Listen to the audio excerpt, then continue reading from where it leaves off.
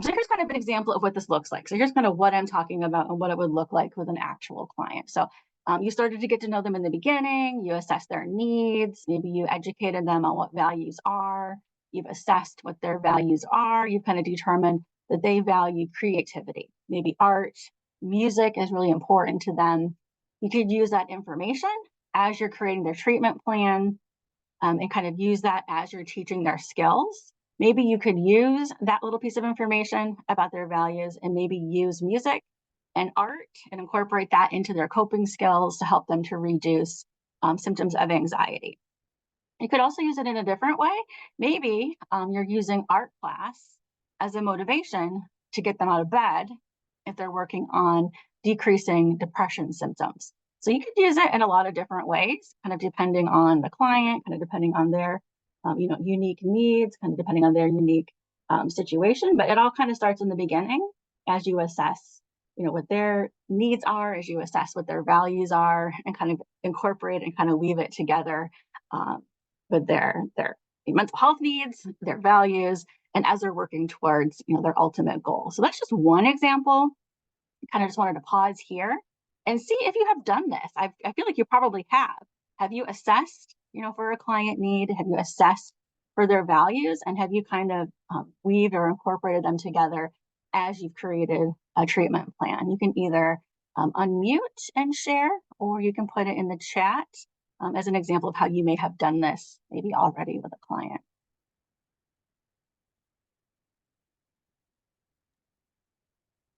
I use music for like when they're going through like an emotional time and they're having a really hard time, how to word this, like conveying how they feel.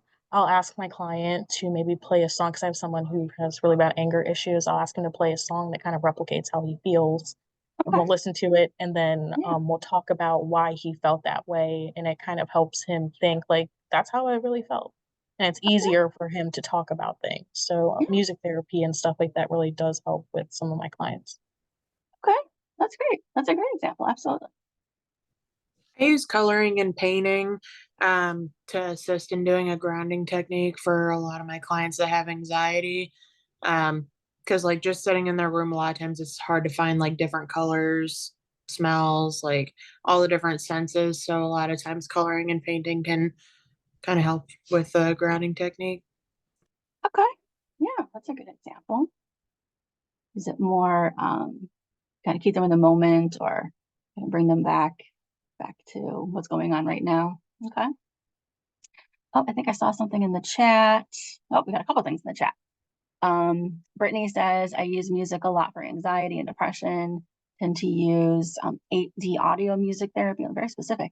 The most, and then grounding is the second.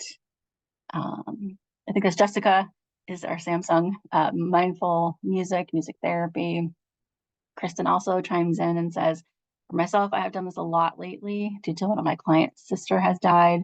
So we have been talking about what music did they listen to in their childhood. Okay, so kind of use it to bringing up memories. Okay.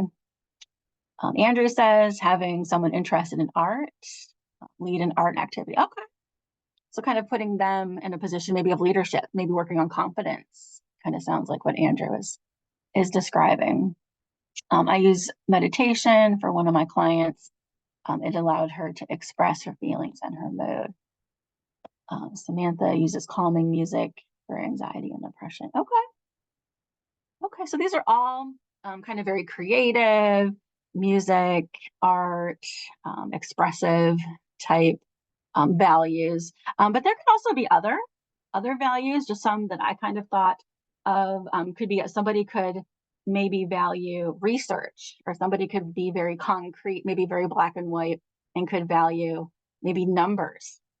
Maybe they would value maybe some statistics behind, I'm coming to teach you maybe a CBT intervention. Here's what the numbers say about how CBT, could help you decrease your anxiety and depression. You could come at it maybe from that angle.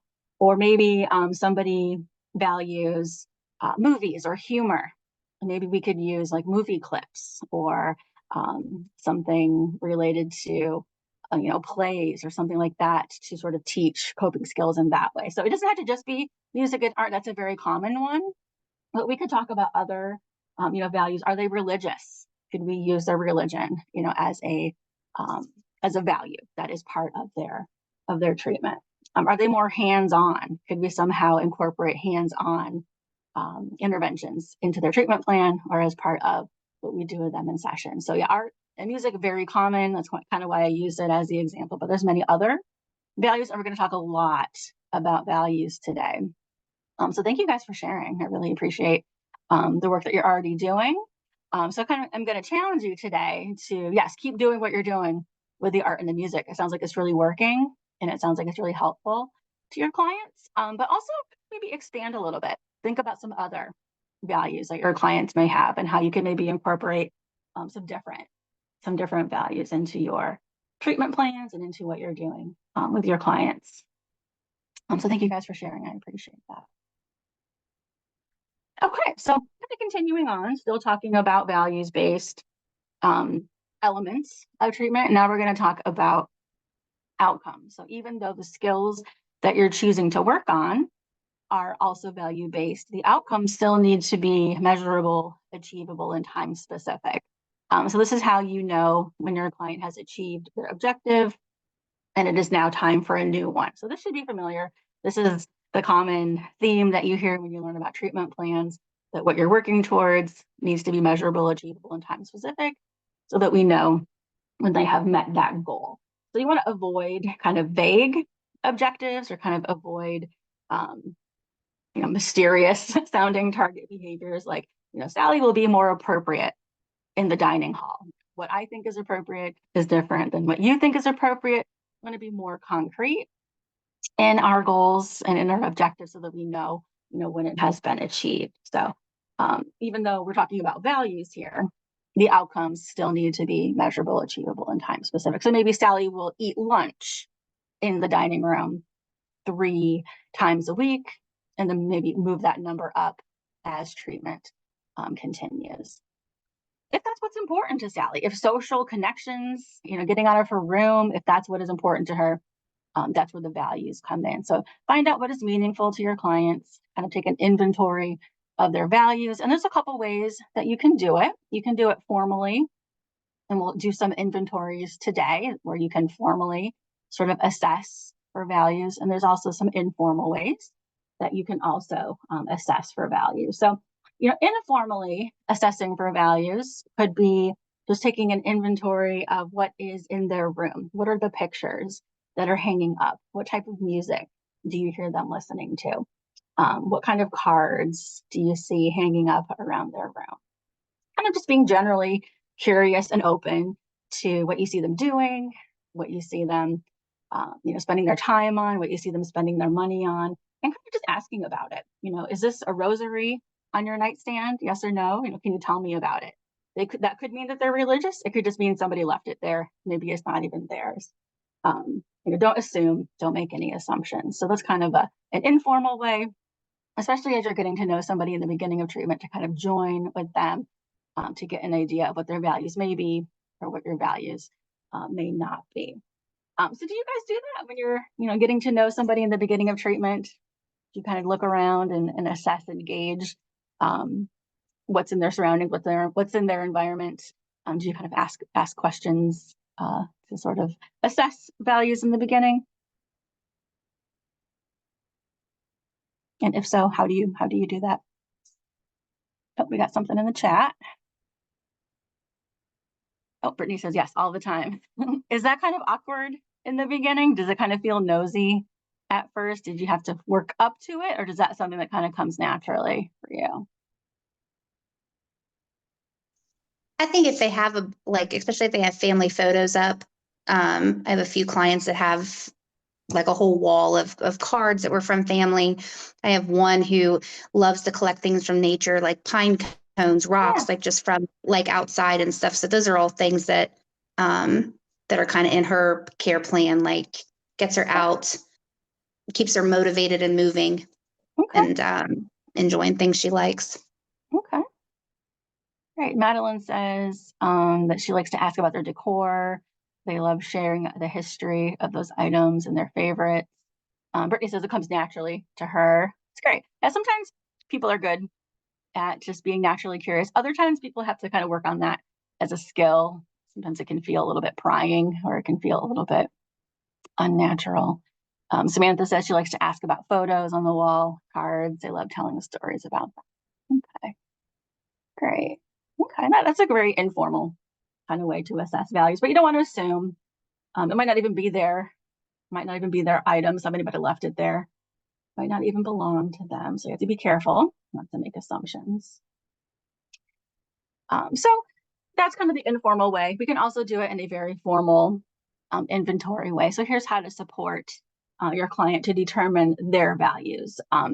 They may not know what their values are. They may question, why are we talking about this? So you may need to do some psychoeducation in the beginning. You may need to describe why we're talking about this, explain, I'm not here to be nosy. I'm trying to get to know you better. I'm trying to match what we're working on with what's important to you. So, don't be afraid to explain and give some psychoeducation in the beginning, so that we're working on things that are important to them and kind of keep their interest in treatment. So the first handout that was sent to you should have been sent to you by Donnie is called Values Clarification. And this is an activity that can help clients identify what is important to them. So let me go ahead and just pull up the full screen version so you can see what this looks like and kind of the directions for it. And then we're going to actually take a couple minutes and have you guys rank your own values clarification for yourself. You don't have to share unless you really want to. It'll be optional. But the directions are that your values are the beliefs that define what is most important to you. They guide each of your choices in life. For example, someone who values family might try to spend extra time at home, while someone who values success in their career may do just the opposite. Understanding your values will help you recognize areas of your life that need more attention and what to prioritize in the future. So you would ask your client, select the 10 most important items from the following list, rank them from 1 to 10, with 1 being the most important item. So I'm actually going to have you just take a couple minutes, and for yourself, again, you don't have to share unless you want to at the end, rank for yourself the most important values, with 1 being the most important for you, and then 10 being the least important. Now, there's more than 10, so you'll have some left over. And I'll try to scroll through so you can read them all. You can jot them down on a piece of paper, or you can even maybe open a Word document if you don't have anything to write on. But take a second, read through them, and give yourself your own kind of values clarification, 1 through 10. And I could even read them for you. Maybe you're on your phone. We have love, we have wealth, family, morals, success, knowledge, power, friends, free time, adventure, variety, calmness, freedom, fun, recognition, nature, popularity, responsibility, honesty, humor, loyalty, reason, independence, achievement, beauty, spirituality, respect, peace, stability, wisdom, fairness, creativity, relaxation, safety, and then you even could write in your own if we didn't cover an important value to you. So I'll give you guys a couple more minutes. Just write down 1 through 10, your most important values.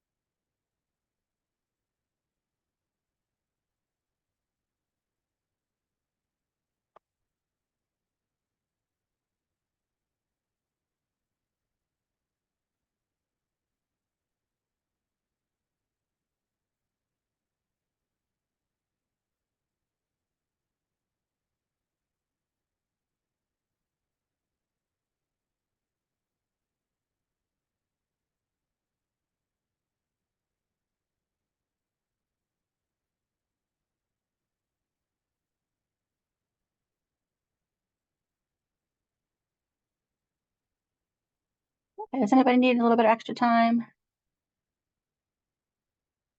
You're still writing.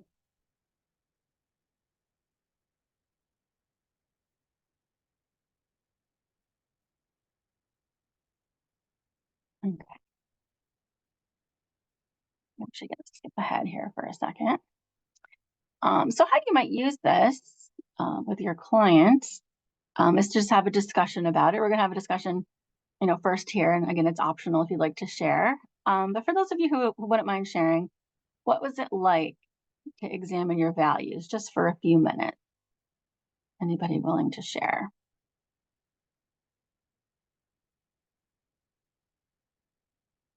Was it hard? Was it easy? Are you still working on it? It was easy? Okay. Yeah, well, I think my day-to-day is pretty much the same. No change unless something major happens, so. Okay. Andrew says he's feeling introspective. Seneca is identifying her top values there. Okay, so that looks like it was fairly easy for her. Brittany says it helped to remind her of what's important. Sometimes it can get lost in the day-to-day, yeah, especially being a parent. You're thinking about other things, but that tells me being a parent probably is important to you. That's what you value, taking care of others. Okay. So just a couple discussion questions here. How would you react if your boss asked you to engage in work that conflicted with one of your top 3 values? So for example, what if your supervisor asked you to add 10 extra minutes to one of your sessions to meet your productivity and your number 1 value is honesty? What would you say? What would you do? How would that feel?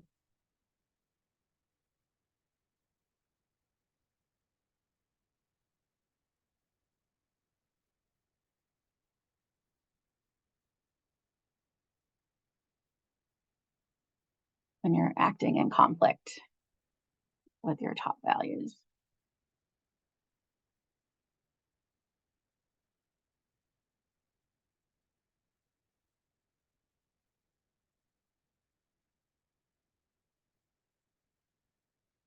Something in the chat.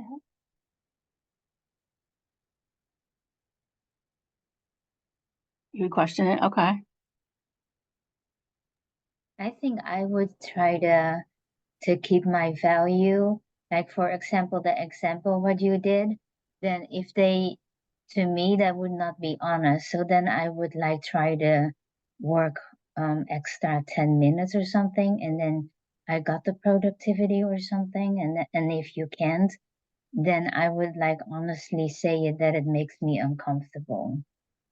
Okay, so you were still trying to make it where you were kind of satisfying both, where you were meeting your productivity, but you were doing it honestly.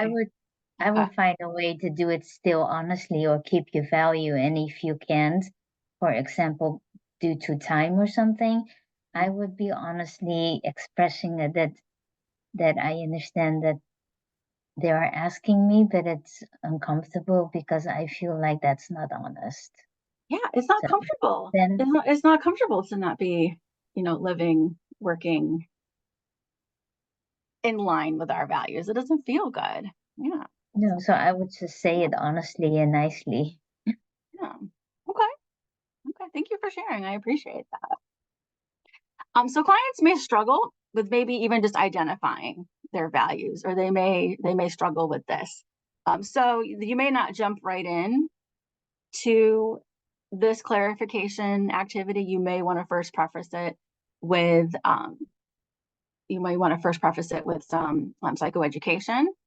So you may actually back it up a little bit, provide some psychoeducation regarding values before engaging in the client activity, especially if you see them struggling, or especially if they're questioning, why are you having me do this? Or if you hand them the sheet and they don't they don't know how to put it in order, or maybe they don't understand what these values mean. So you may want to just kind of educate them, sort of like I did at the beginning, explain what values are. They can be about anything: family, work, success, having a good time. I just use the example of work. That was something we all had in common, explain the directions, and then go from there. So that's just kind of a place to start.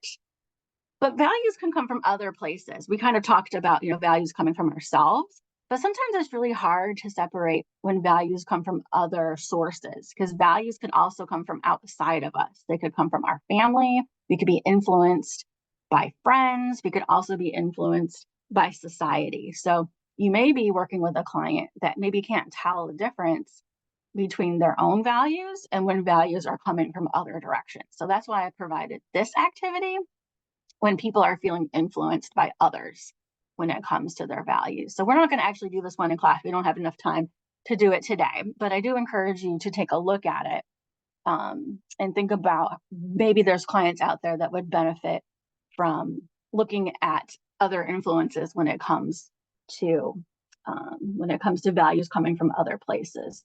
And we're going to kind of take this to the next step and talk about what this might say about a client and how we might use this in session with a client. So this one's called Circles of Influence. Let me pull up the full screen so you can see what this one looks like.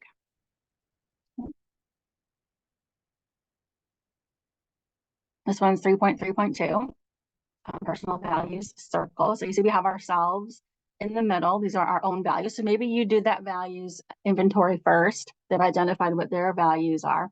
And then we're kind of asking them to think outside themselves. You know, where are other values coming from our family, from our friends, from society? That's kind of a very abstract concept. So once they've sort of mastered what their own values are, they're kind of ready to take the next step and thinking about values coming from outside of themselves.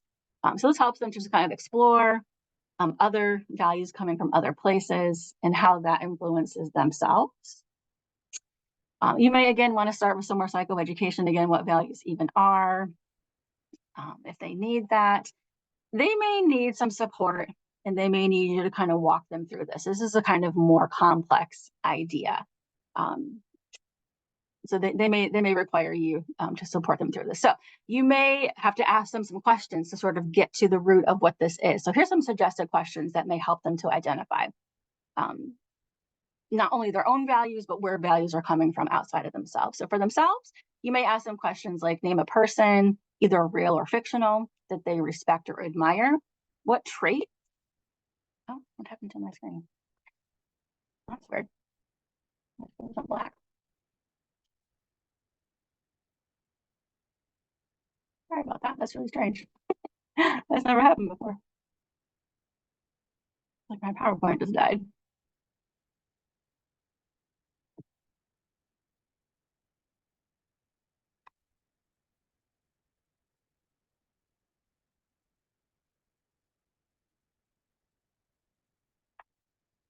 Let's see it.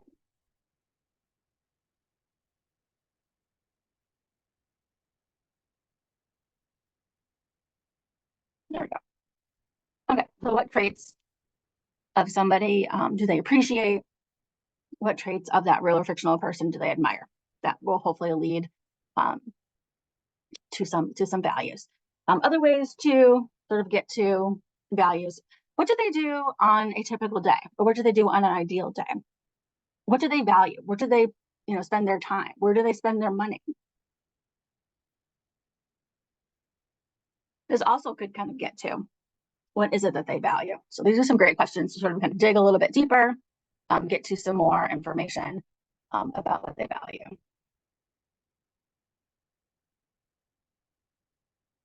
Other things that could help them to identify values. What do they find themselves thinking about? Looking outside of themselves, what would somebody who knows them well say is important to them? What does success mean to them? What are they proud of? Just some more brainstorming kind of questions. When it comes to others, you may need to ask them to take the perspective of other people to determine others' values. This is not easy to do. Support them to look at the behavior of others to determine other people's values. You may need to help them to separate their own values from what society and others are trying to influence them to value. And this is kind of an advanced skill. This may take some time. So this particular handout may take more than one session for you to work on. So don't feel like you have to complete this in one session. This may take several conversations. This may take several sessions for you to complete with this particular client. This is more complicated. This is more of an in-depth conversation with the client. So you want to be careful to not put your own values onto your client. Everybody has their own unique sets of values. There's really no right or wrong answer. Your values are probably going to be different from those of your clients, and that is okay. Everybody's values are different. Age, culture, family, individual differences will all have a major impact on what we consider to be most important. But let's look at a completed one and kind of think about how we would use that information with a client that we were working with in treatment. So let's look at a completed one.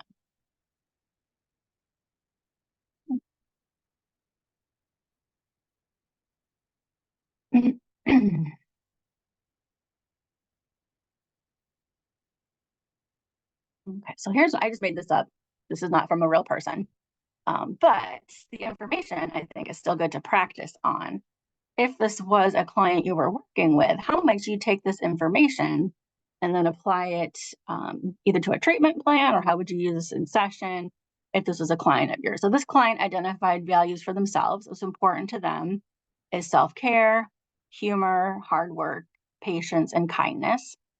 They took a little time, thought about their family, and decided their family values peace, generosity, sharing, popularity, success, and quality time.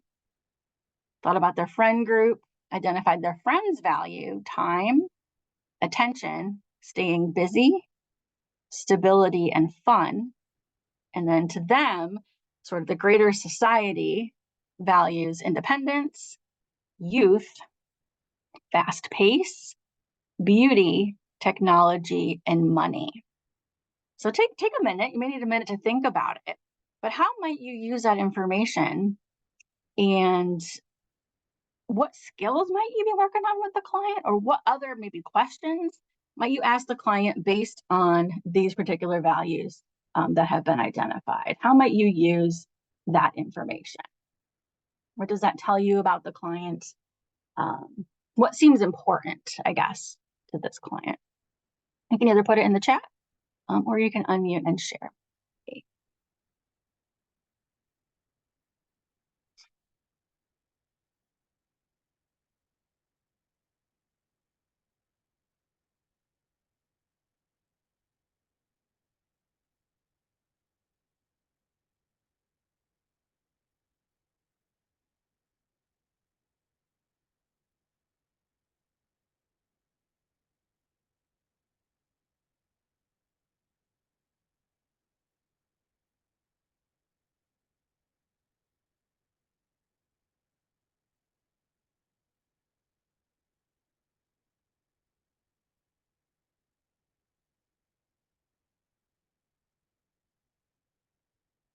Something in the chat.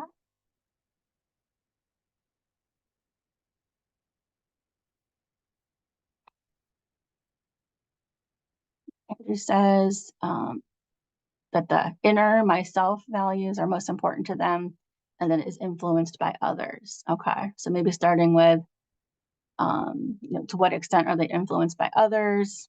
Maybe kind of starting there. Okay, that makes sense.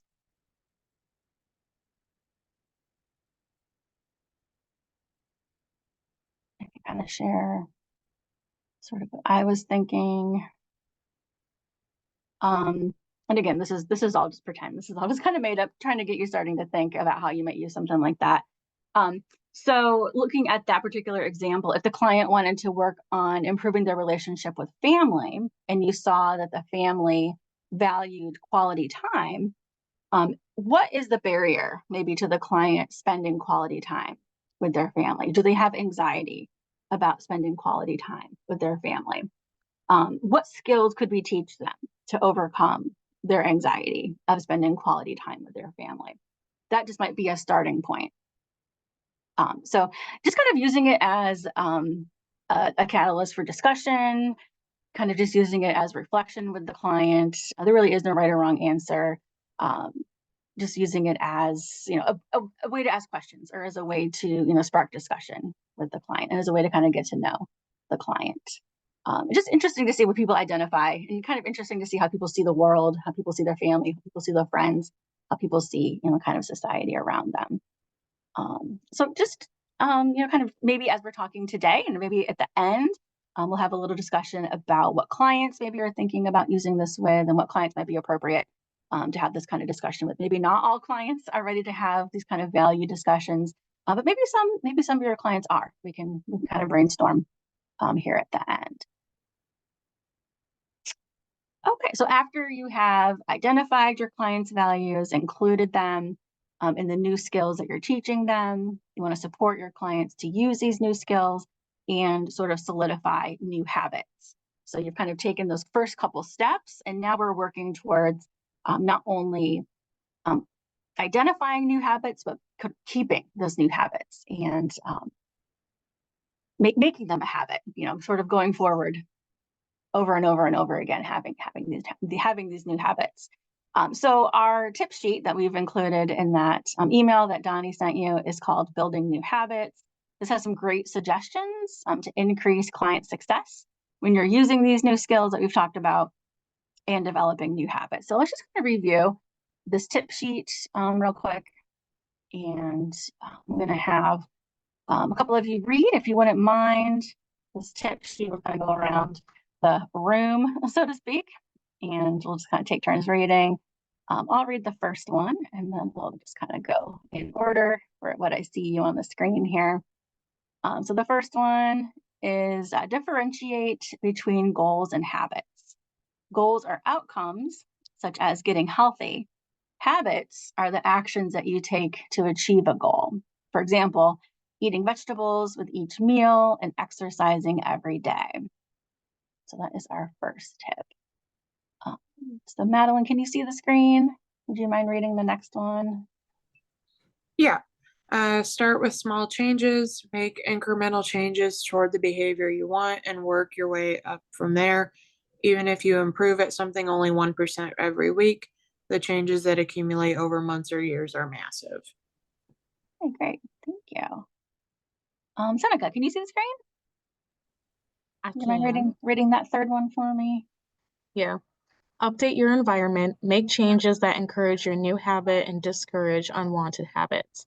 If you would like to eat healthier, keep a bowl of fruit on the counter and put unhealthy snacks out of sight. Great, thank you. Penny, can you see that fourth one?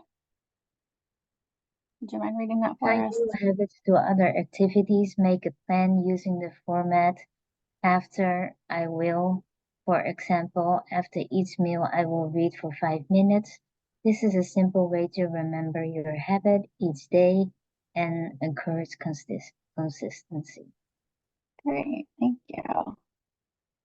Andrew, would you mind reading, starting with some practice is better than no practice?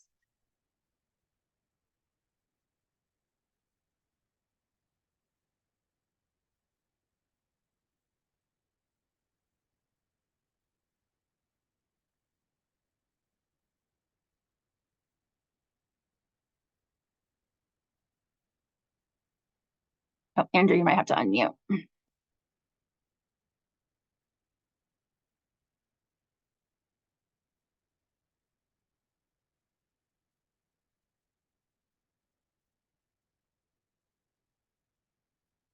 Might be able to unmute you. Maybe.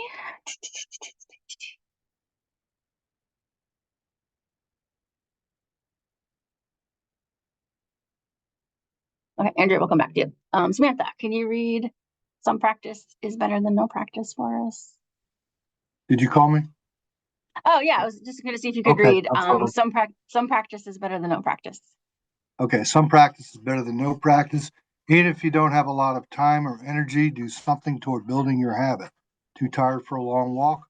Walk for 5 minutes. Too busy to read a whole chapter? Read one page. Consistency builds habits. Great, thank you. Okay, Samantha, tell someone you're starting a new habit. Tell someone you're starting a new habit. Doing so creates accountability and makes it more difficult to back out of your commitment. Also, once others know you're working toward a goal, they may offer encouragement and support. Great. Kirsten? Yeah, Kirsten. Track your habit.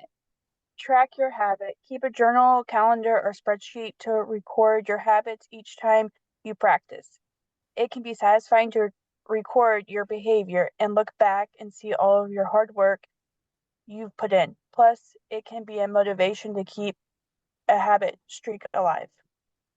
Yeah. I'll read the last one. Celebrate your successes. Healthy habits tend to have long-term benefits that take time to kick in. While you're waiting for these, give yourself immediate small rewards to sustain motivation. Just make sure they don't contradict your goals. So this could be something you share with a client, or it could be something that you just kind of use to guide your session, or something to bring up with the client, at a particular session. You could also kind of take it to the next step and use what we call a habit plan. Those are great tips, but you also need a specific plan. And I really like that linking, when I do X, I will do Y, because if you're already, taking a walk in the morning, it's very easy then to just add, drinking a big glass of water. Because if you're already doing something well, why not add a second thing that you're doing well? So that's kind of the idea behind this habit plan. And that is another handout that we provided. I believe that is the last one, 3.3.4. And that's the whole point behind the habit plan, is connecting your new habit to an existing habit. It's also a great way to positively reinforce something that your client is already doing well. Great job, doing this. Great job brushing your teeth. Let's take it to the next step and throw in, 10 push-ups. Good job. So that's the whole idea behind this habit plan. So that is the last handout that was provided. You can also, do some psychoeducation about developing habits, that it is, an important part of working towards long-term goals. You can't achieve your overall goal of improving your health without those little sort of steps along the way, such as healthy eating or exercising, and having that habit plan will help to kind of establish those larger plans and help them to achieve their larger long-term goal. So I really love the idea of the habit plan. But you do want to be careful, and you want to be planful with your reward, like we kind of talked about just a second ago. And also in series 1, when we talked about positive reinforcement, be careful when you're choosing the positive reinforcer. You don't want to derail your end result. So positive reinforcement is the most common type of reinforcer. It's when you add a desired circumstance or consequence after completing a target behavior, but don't undo all the work that you just did. So if a person is working on, having healthier eating, maybe a cookie isn't the best positive reinforcer. Let's think about and be mindful when we're choosing a positive reinforcer. But real quick, we have a little bit of time left. I'm just curious, what kind of positive reinforcers, or just reinforcers in general, have you guys found that have been working well for your client, that also sort of makes sense towards achieving their end goal? What have you guys been using in your work with your client? I use stickers. Okay. It is, it's funny as and weird as that sounds. I have a client, her mental state's kind of lowered because of her diagnosis.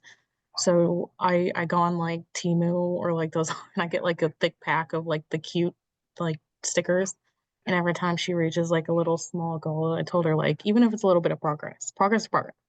For like that week or like that month, I'll give her a sticker, and she has like this weird like gift bag she's hanging up in her room, and she's been like decorating it with stickers. Okay. So I mean, I feel like that works for her. I think it's like per person type of deal. Yeah, that's absolutely, I think, part of it. What works for one person might not work for the next. So you have to get to know what's going to work for your person. Okay, so we got stickers. What else? What else is working as rewards for your client?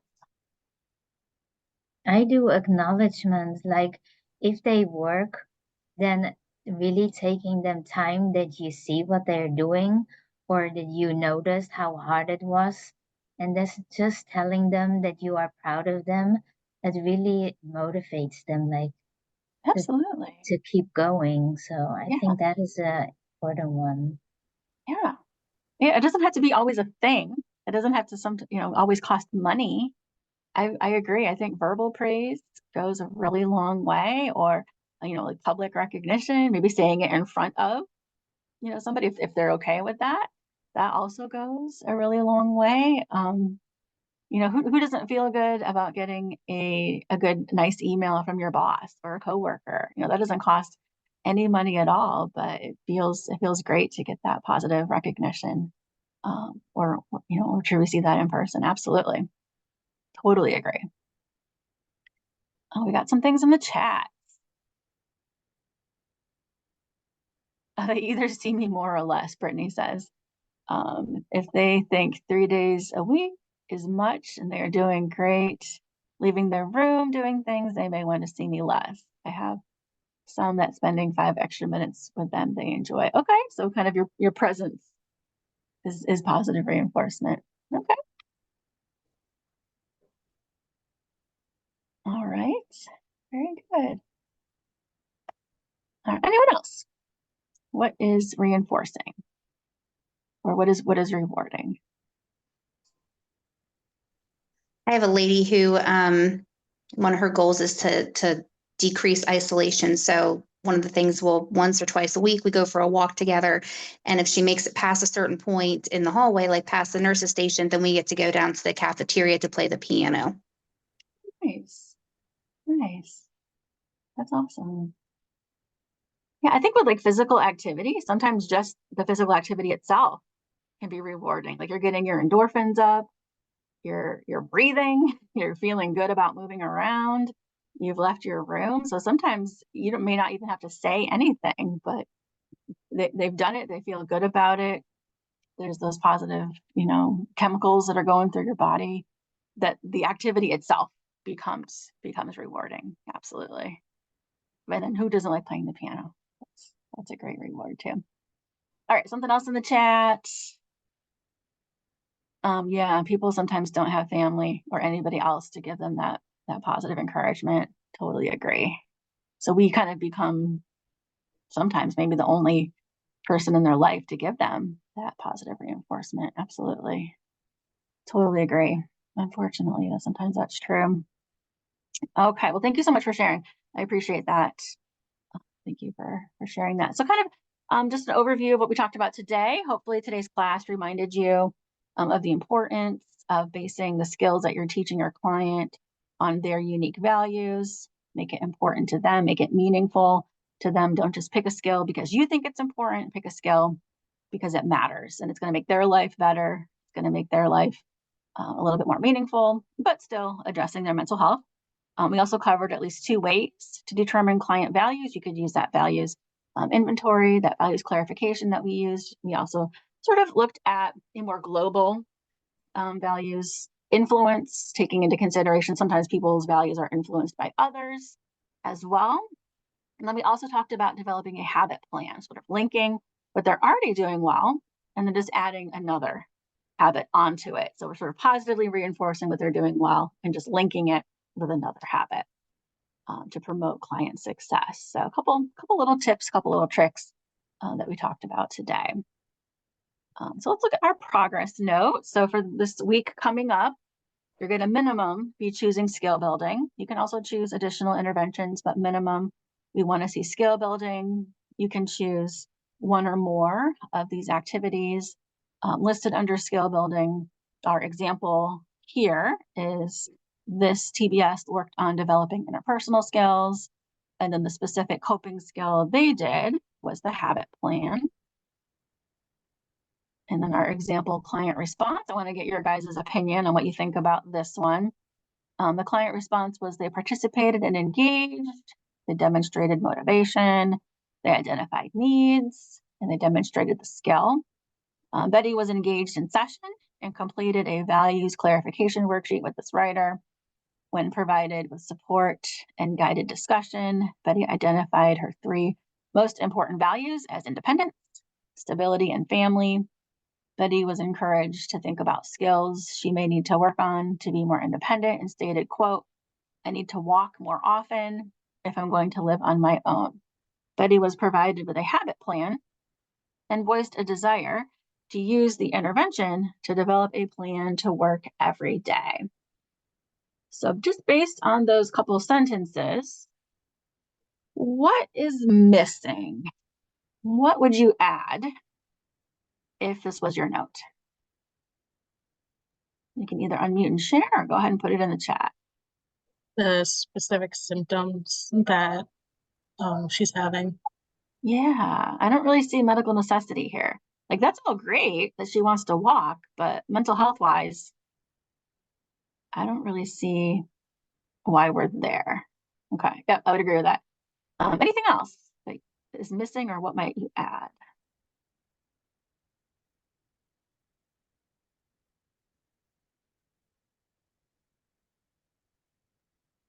I would find a way to go back to the diagnosis, like Seneca said, and then I would Yeah. also put how they responded to that activity.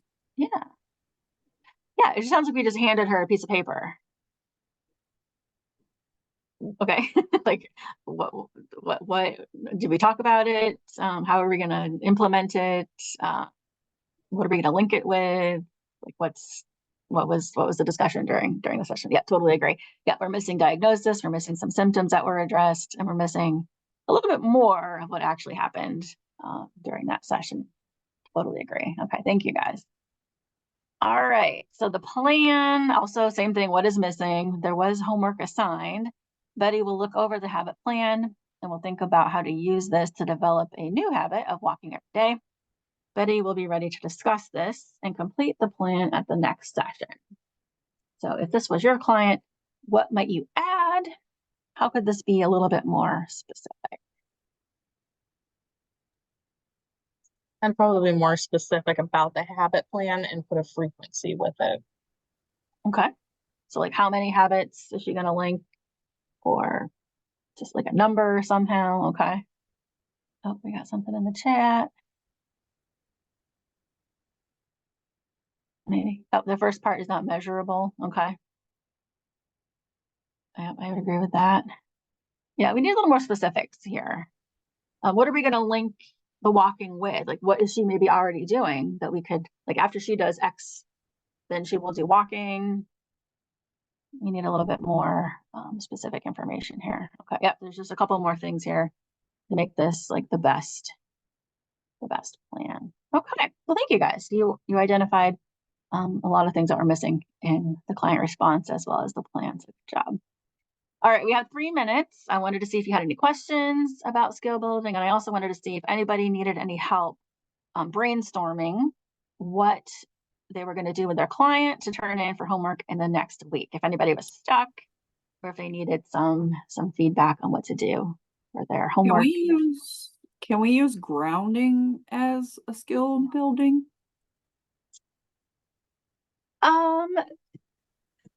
So for this week, you could, if you could somehow maybe do like a values clarification first, that would make sense. Like maybe you work on identifying a client value and then sort of tie it in with a grounding. Like maybe they're feeling very anxious, maybe they're feeling very, distracted, dissociated. I don't know. Maybe some grounding will bring them back to the moment. Sure, yeah, as long as you can bring it back to one of the activities that we did, that would make sense. Sure. So coloring and going for walks is also under skill building. Then that probably would be something good to use maybe in a habit plan. So maybe they're already doing, maybe they're already doing some deep breathing. Maybe when they deep breathe, they'll do 5 minutes of coloring. Maybe you could help them come up with a habit plan to do that more often. Just as a suggestion, maybe that is something you could work on. So yeah, so we really want you to do at least one of the activities that you're learning in class, but how you implement it is totally up to you. And it's totally up to what's appropriate for your client. So, this week it was the values clarification, it was the values circle of influence, it was the habit plan, it was psychoeducation about habits, it's psychoeducation about values. So you have, the freedom and you have the creativity to take those ideas, use it as it relates to skill building, but still be working on your client's mental health, still be working on improving their functioning, still be following their treatment plan, and then show us in your progress note how you put that into practice. So that's kind of the task of series 2. is to show us how you're doing that. Anyone else?